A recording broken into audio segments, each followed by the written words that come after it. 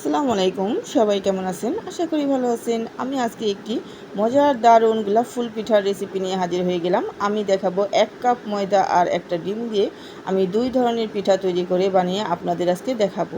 আর নিয়ে নিলাম একটি বাটিতে একটা ডিম, তার সাথে একটু চিনি মিশিয়ে দেব।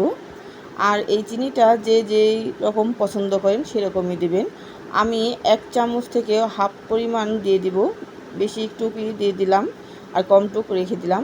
আর মিষ্টিটা আপনাদের পছন্দ অনুযায়ী দিতে পারেন, কোনো সমস্যা নেই। তারপরে এই চিনিটাকে ভালোভাবে একদম গুলিয়ে নিব, যেন দানা দানা না থাকে। আর ডিমটা ভালোভাবে গুলিয়ে ফিটিয়ে নিতে হবে, যেন কোথাও না থাকে, একদম সব কিছুর সাথে মিশে যায়। আর এই মজার মজার রেসিপিগুলো খেতে সবাই অনেক পছন্দ করে, কারণ অন্তত পিঠা জাতীয় খাবার সবারই পছন্দ হয়ে থাকে। আর বাড়িতে মেহমান আসলে বা যে কোনো বিয়ে অনুষ্ঠানেও আমরা এই মজার ধরনের পিঠা বানিয়ে দেখাতে পারি। তারপর আমি ময়দার ভেতরে ডিম দিয়ে দিলাম আর তার সাথে একটু ঘি অ্যাড করে দেব। তারপর আমি এটাকে সুন্দরভাবে গুলিয়ে নিব, চামচের সাহায্যে মিশিয়ে নিব, যেন কোথাও দানা দানা না থাকে। একটা চামচের দ্বারা আমি সম্পূর্ণ এই ময়দাটা দিয়ে দেব। আর এখানে সামান্য পরিমাণে একটু লবণ দিতে হবে, কারণ লবণ সব খাবারের স্বাদ বাড়ায় অতুলনীয়ভাবে। এটাকে আমি সুন্দরভাবে একদম মিক্স করে নেব। আপনারা ইচ্ছা করলে হাতের সাহায্যে আপনারা এটাকে সুন্দরভাবে মিশিয়ে নিতে পারেন। তারপর দেখুন একটা গোলা আকার করেছি আমি এটা। আর এই কালারটা হলুদ বর্ণ হয়েছে, কারণ ডিম দেওয়ার কারণে হলুদ কালার হয়েছে। আর ঘি দেওয়াতে একটু কালারটা অন্যরকম হয়েছে। যাই হোক, তারপর আমি হাত দিয়ে চটকিয়ে নেব, এটাকে একটা রুটি আকার করে নেব। আর আমার এই ভিডিওটি সঙ্গেই থাকুন, আমি কিভাবে এই পিঠাগুলো বানাই আপনারা দেখতে থাকুন। তারপর আমি এইটাকে সুন্দর করে একটা ছুরির সাহায্যে কেটে নেব। আমি এখানে 3 ফালি দেব, একটা ছুরির সাহায্যে কেটে নেব, পিস করে নেব।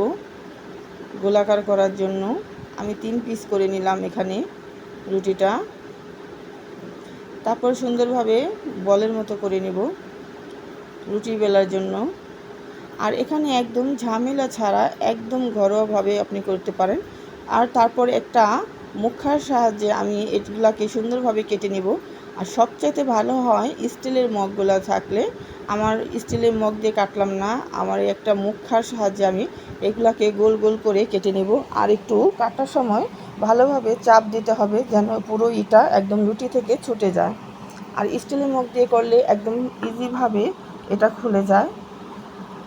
যাই হোক, তারপর দেখুন আমি সুন্দরভাবে গোল গোল করে পিস করে কেটে নিলাম।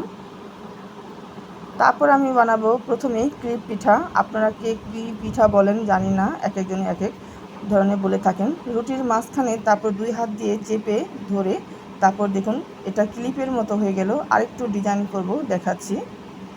আমি আরও কয়েকটা রুটি এভাবে 2 হাত দিয়ে পাশ থেকে চেপে নিলে দেখেন সুন্দর একটা পিঠা আকার হয়ে যায়। এটাকে ক্লিপ পিঠা বলি। আপনারা কি বলেন অবশ্যই আমাকে কমেন্ট করে জানাবেন। দেখুন হয়ে গেল। এভাবে আমি অনেকগুলো ক্লিপ পিঠা তৈরি করে নিলাম। তারপর এটাকে আমি ডিজাইন করব একটা কাঁটা চামচের সাহায্যে। কাঁটা চামচ দিয়ে হালকাভাবে চাপ দিলেই দেখুন কি সুন্দর একটা ডিজাইন হয়ে যাচ্ছে। আর এটা চালের আটা দিয়ে করলে বেশি ভালো হয়, চালের গুঁড়ি দিয়ে। আমি এটা ময়দা দিয়ে করেছি, আপনাদের রুচি অনুযায়ী করতে পারবেন। আর ডিমটা দিলে দেখবেন এই পিঠাগুলো ভাজার সময় একদম ফুলে সুন্দরভাবে হয় আর মচমচে হবে আর ঘ্রাণও আসবে। যাই হোক, তারপর আমি 2-3টা পিঠা এভাবে করে নিলাম। দেখুন সবগুলোকে আমি চামচের সাহায্যে ডিজাইন করে নিব। আর এই পিঠাগুলো বিয়ে বাড়ি বলেন বা মেহমান আসলে ঝটপট নাস্তা হিসেবে সব ধরনেরভাবে খাওয়া যায়।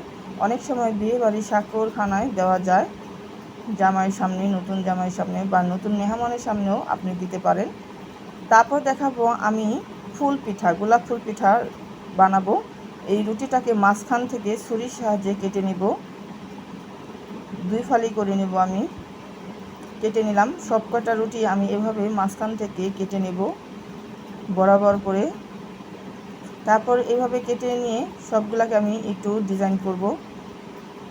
সবকটা রুটি আমি সুন্দর 2 ভাগে ভাগ করে নিলাম। দেখুন সবকটাই হয়ে গেছে, একদম কেটে নেব আমি সবকটা। আর এখানে যত পাপড়ি দিবেন ততই আপনি রুটি ব্যবহার করতে পারেন, কোনো সমস্যা নাই। যদি ফুলগুলা বড় করতে চান তাহলে আরও বেশি রুটি ব্যবহার করতে পারেন, আর ছোট চাইলে অল্প, তাহলে অল্প। তারপর দেখুন 2 ফালি করে তারপর আমি এই চামিচের সাহায্যে চাপ দিয়ে একটু ডিজাইন করে দিব পাপড়িগুলোকে। এগুলো আমি পাপড়ি বানাচ্ছি, দেখুন গোলাপের পাপড়ি বানাচ্ছি। তারপরে চাপ দিয়ে সব এই 2 ফালি রুটিকে আমি সুন্দরভাবে ডিজাইন করে নিব। সব কয়টা ইজিভাবে হয়ে যাবে যদি হালকাভাবে চাপ দিন। দেখুন দেখতে কি সুন্দর লাগছে এই পাপড়িগুলো, সব কয়টা পাপড়ির ডিজাইন হয়ে গেছে একদম। তারপরে একটার সাহায্যে আরেকটা জোড়া লাগিয়ে নিব, হাত দিয়ে ভালোভাবে চেপে জোড়া লাগাতে হবে।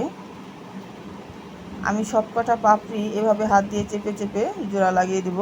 আর এই জোড়া লাগানোর সময় ভালোভাবে চেপে বসাতে হবে যেন ছুটে না যায়। তারপর আমি অপর পাশ থেকে সুন্দরভাবে অল্প করে মুড়িয়ে নিব ফুল তৈরি করার জন্য। দেখুন এক সাইড থেকে আমি মুড়িয়ে নিচ্ছি ফুলটা বানানোর জন্য। আর এই ফুলটা বানানোর জন্য আস্তে আস্তে করতে হবে, বেশি তাড়াহুড়ো করা যাবে না, তাহলে একটা ছুটে যাবে। এক সাইড থেকে আমি সুন্দরভাবে চেপে আরেক সাইডে নিয়ে আসব, তাহলে আমার এগুলা ফুল পিঠাটা ইজিভাবে একদম সুন্দরভাবে হয়ে যাবে। দেখুন পারফেক্টলি হয়ে গেছে মাশাআল্লাহ। কেমন দেখাচ্ছে অবশ্যই আমাকে জানাবেন। আর আমার এই ফুলের রেসিপিটা আপনাদের কেমন লাগলো অবশ্যই আমার কমেন্ট বক্সে জানাবেন। আর যদি ভালো লেগে থাকে তাহলে একটা লাইক করে দেবেন। আর চ্যানেলে যারা নতুন দেখছেন প্লিজ আমার চ্যানেলটা সাবস্ক্রাইব করে দেবেন। দেখুন পিঠা বানানো হয়ে গেল, ক্লিপ পিঠা, গোলাপ ফুল পিঠা। আর এই পিঠাটা একদম গরম তেলে ভেজে নেব। আর এই পিঠাটা খেতে খুবই দুর্দান্ত, কী আর বলবো, আপনারা বাড়িতে ট্রাই করে দেখবেন। একদম মচমচে আর ফ্লেভারটা খুবই সুন্দর আসে। দেখুন গোলাপ ফুল পিঠাটা মনে হয় যেন জলজান্ত তাজা ফুল এখানে রাখা আছে। তারপরে আমি সুন্দর একটা প্যানে তেল দিয়ে দিব এগুলো ভাজার জন্য। একটু গরম তেল দিব, আর বেশি মাত্রায় দেওয়া যাবে না, তাহলে পুড়ে যাবে, মৃদু আঁচে দিতে হবে। তারপরে একটা করে এই ক্লিপ পিঠাগুলো দিয়ে দিব। আমার এই পিঠার রেসিপিটি আশা করি সবারই ভালো লেগেছে। আর এতক্ষণ পর্যন্ত আমার ভিডিওটি সঙ্গে থাকার জন্য সবাইকে অসংখ্য ধন্যবাদ। দেখুন কি সবগুলো পিঠাই ফুলে যাচ্ছে একদম, এইভাবে সব পিঠাগুলোই ফুলে যাবে। তারপর উল্টিয়ে পাল্টিয়ে দিতে হবে।